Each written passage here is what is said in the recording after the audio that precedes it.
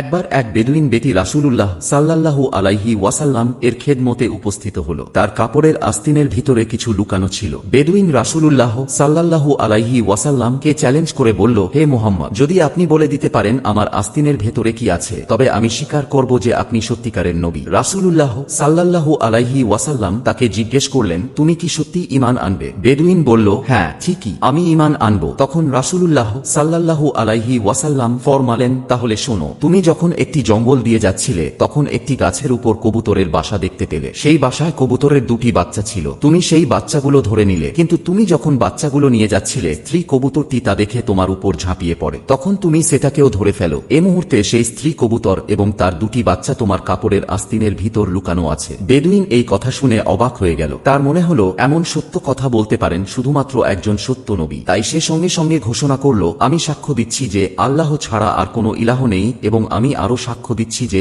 নিশ্চয়ই আপনি আল্লাহর রাসূল। তাই এই ঘটনা আমাদের শিক্ষা দেয় যে রাসূলুল্লাহ সাল্লাল্লাহু আলাইহি ওয়াসাল্লাম এর কাছে কোনো কিছুই গোপন ছিল না। এমনকি একজন অজ্ঞ বেদুইনও জানত একজন নবী আল্লাহর পক্ষ থেকে অদৃশ্য জ্ঞানের অধিকারী হন। কিন্তু যারা নিজেদের জ্ঞানী বলে দাবি করে এবং নবীর জ্ঞানকে অস্বীকার করে তারা আসলে মূর্খ ও কাণ্ড জ্ঞানহীন।